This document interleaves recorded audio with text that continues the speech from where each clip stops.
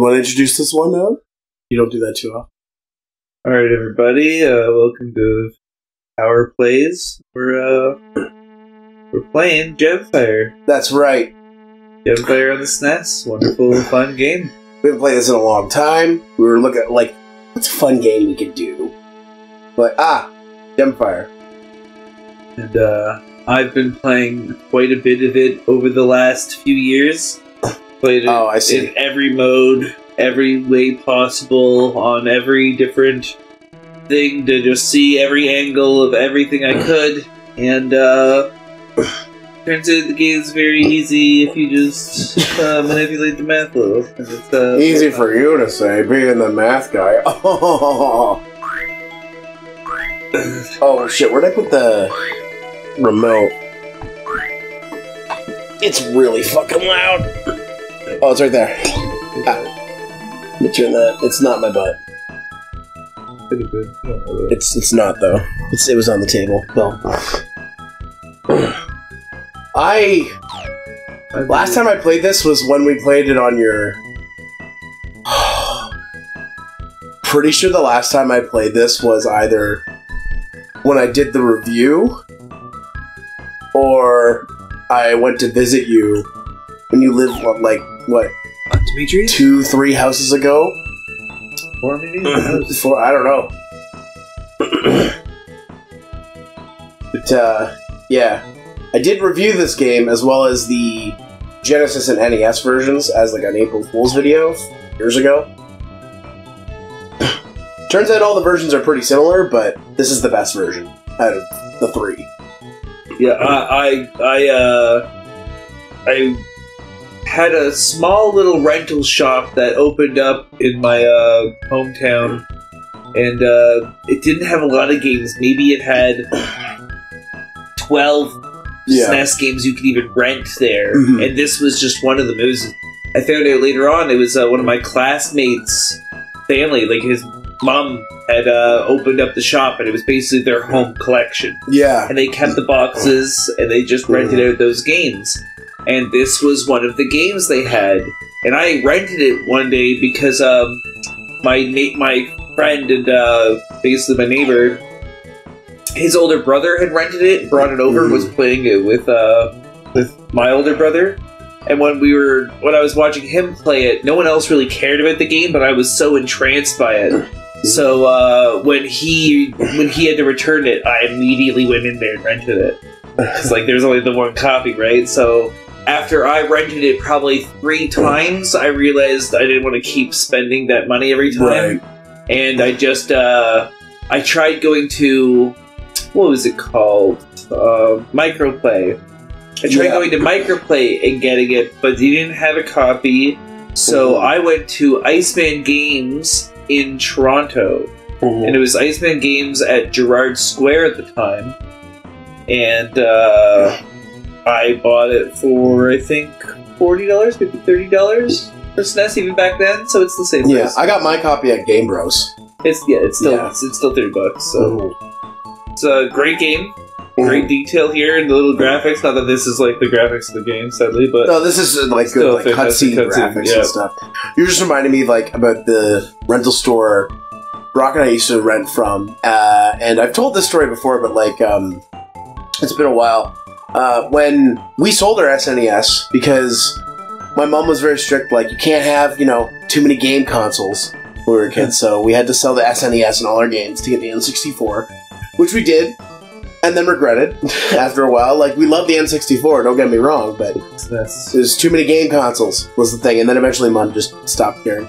So anyways. So, in high school, there was a garage sale. This old lady up at the top of one of the streets. She had a Super Nintendo in the box.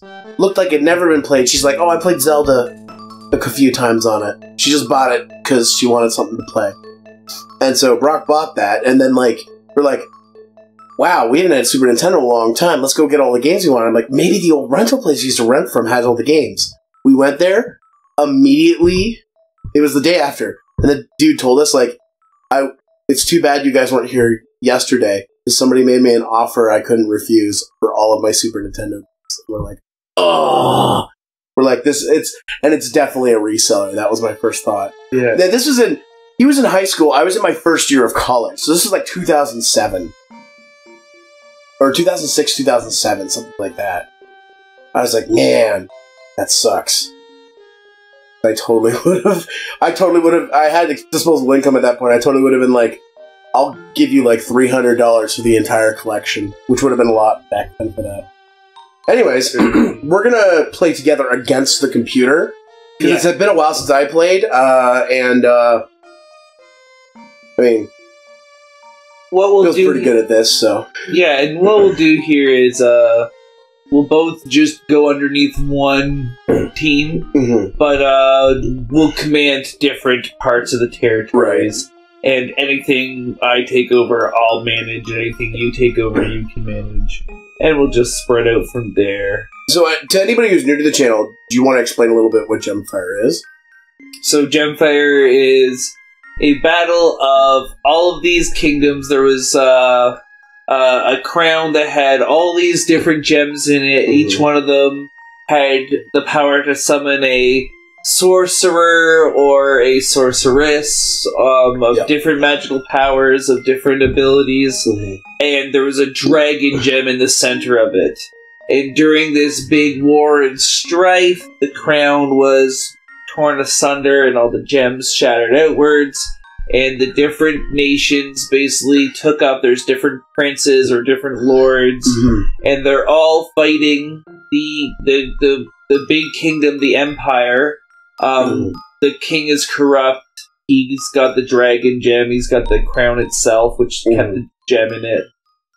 And he's going around and he's trying to spread everything out. That's the red squares with the crown in it. You can see at the bottom corner there always. And they each have their own scenario. They've all got their own little story. This is Aaron and Ander. This is what I would probably say is the easiest. Is to play as Aaron or Ander, not necessarily this scenario, but those two are the blue and the gold up at the top. And if you really want to go easy mode, you just choose GemFire and you play as either Aaron or Ander. They have great stats, they have multiple good gems, they can take over stuff, they have tons of territory right away. If you want to go easy mode, that's where you go. Some would say that the hard mode is Terran's War here. Terran's War, and what you would do is you would go 29 and 30. That's the princess who, throughout all of the story playing, as far as I can tell, is the rightful ruler. Okay. But she's got no one really backing her. She's got a bunch of bumpkins. When you start as that one, you don't even get a gem. It's one of the only ones where you don't even get a gem to start off with, so you don't have any power. Okay. Or maybe you get like one dinky one, I can't remember. But it's the weakest of the weak, they say. But I actually find it's, for me, the strongest. I'm able to get this. I can beat the game the fastest on that one. I didn't realize you were split into scenarios. Should we try and go through each scenario then? We can, sure. I actually find that the easiest, the hardest one is this one here, GemFire, and you would choose that bottom left corner, the 26, 25, 27. Yeah. That one's hard. You're open, you're basically stuck down there in the bottom corner, your capital's out in the 27. You don't have a lot of resources. Everyone else is just such big superpowers, because like Aaron and Ander can do great stuff, and the king spreads out really fast, takes over 17, 18.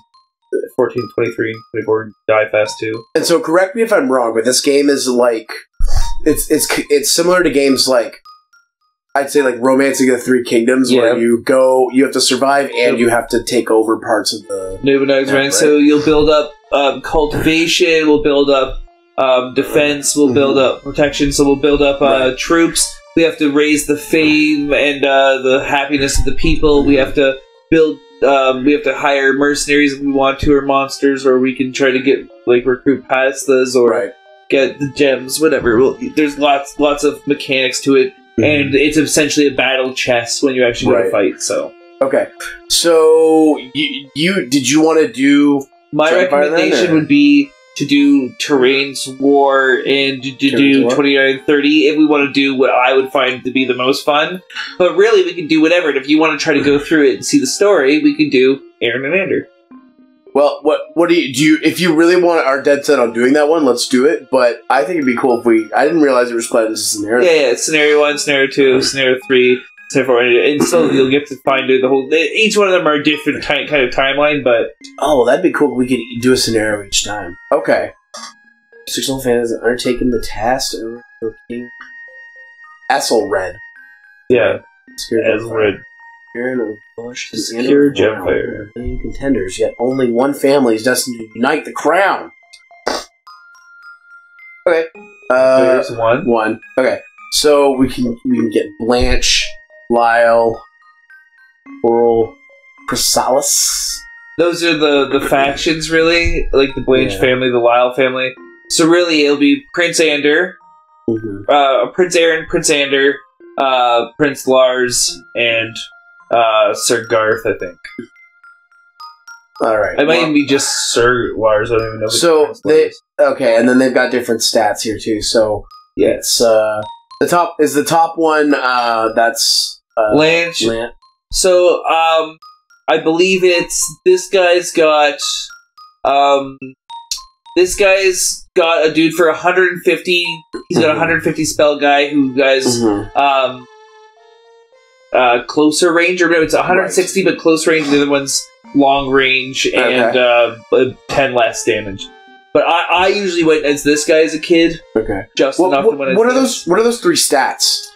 So the top one is like is it diplomacy? So it's like trying to deal with things, passing stuff. The 87 is how strong your troops are going to be. So 85 compared to 70, 87. The same 100 troops will go down to 67. This one will go down to 72. This one, 100 troops will go to 85. That to give an idea, it's basically that.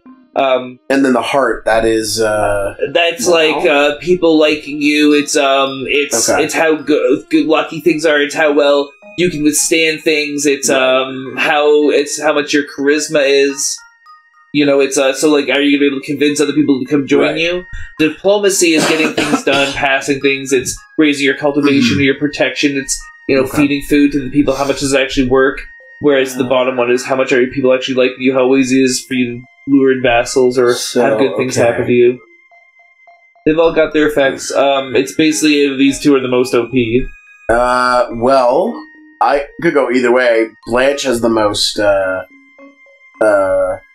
vassals. This one's just a 2 thing down here. This one's just a 1 up in the corner. But that means it harder for us to do too, especially to split it. So we don't want to do that. That one's almost impossible for us to split it. So we need to be want to do Blanche or Lyle. Okay, well, I'm down for either or. Do you want to be Prince Ander, or do you want to be the other person, Prince Aaron?